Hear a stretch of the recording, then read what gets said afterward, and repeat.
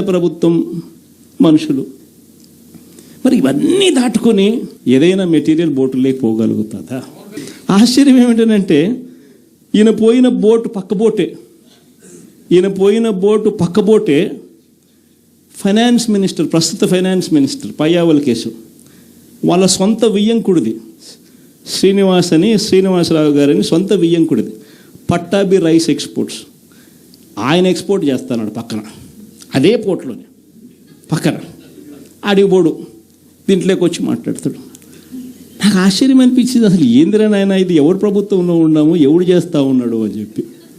వైఎస్ఆర్సీపీలో మన కార్యకర్తలు మనోళ్ళందరూ వ్యవస్థీకృత నేరాలంట. అసలు వ్యవస్థీకృత నేరాలు చేస్తూ ఉండేది ఎవరు? చేస్తూ ఉండదు వాళ్ళు, చేసింది వాళ్ళు. మన మీద ఏళ్ళెత్తి చూపిస్తూ ఉండరు. నిజంగా ఇవన్నీ చూసినప్పుడే అసలు ఎందుకు జరుగుతూ ఉన్నాయి అన్నీ అని చెప్పి చూస్తే, రైస్ ఎక్స్పోర్ట్స్లో ఆంధ్ర రాష్ట్రం, ధాన్యం ఎక్స్పోర్ట్, బియ్యం ఎక్స్పోర్ట్స్లో ఆంధ్ర రాష్ట్రం నెంబర్ 1గా ఇప్పుడు నుంచి కాదు, దశాబ్దాలుగా మనమే నెంబర్ 1. తెలంగాణ నుంచి బియ్యం మన దగ్గరికే వస్తుంది, ఆంధ్ర నుంచి రైతులు పండించిన బియ్యాన్ని ఇక్కడి నుంచి ఎక్స్పోర్ట్ చేస్తారు. అదే తప్పేం కాదు, ఎప్పటి నుంచో దశాబ్దాలుగా జరుగుతూ ఉంది. ఆంధ్రాలో రైస్ ఎక్స్పోర్ట్స్ నెంబర్ 1.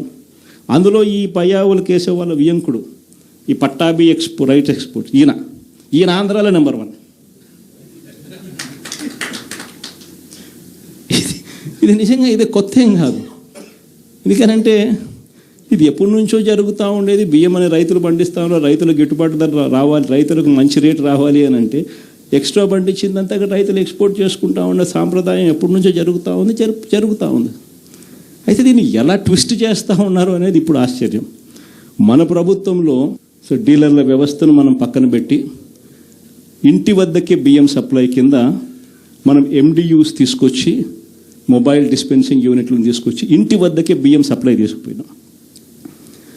మొట్టమొదటిసారిగా మనం బియ్యం క్వాలిటీని పెంచినాం, మధ్యస్థు సన్నకార బియ్యం ప్రమోట్ చేసినాం, ఇవ్వడం స్వర్ణ బియ్యం వేని తీసుకొచ్చి షార్టెక్స్ చేసి 800 కోట్ల సంవత్సరానికి అదనపుగా ఖర్చు పెట్టి బియ్యంలో నూకల శాతం తగ్గించి షార్టెక్స్ చేసి ప్రజలకు మంచి బియ్యం, తినగలిగిన బియ్యం ఇస్తే వాళ్ళు ఎదురు అమ్ముకునే పరిస్థితి ఉండదు అని చెప్పి దానికి ఫుల్ స్టాప్ పెట్టే కార్యక్రమం చేసింది ఎప్పుడైనా జరిగింది అంటే అది ఒక్క వైఎస్ఆర్సీపీ ప్రభుత్వ హయాంలోనే జరిగింది.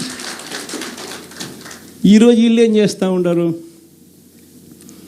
ఈరోజు ఒక పద్ధతి ప్రకారం ఫస్ట్ ఇంటి వద్దకే బియ్యం ఆపేసినారు.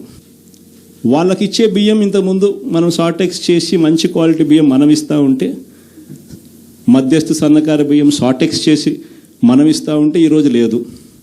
ఈరోజు నిర్వీర్యం చేశారు. చేసి వీళ్ళు ఇవన్నీ చేస్తూ ఉండి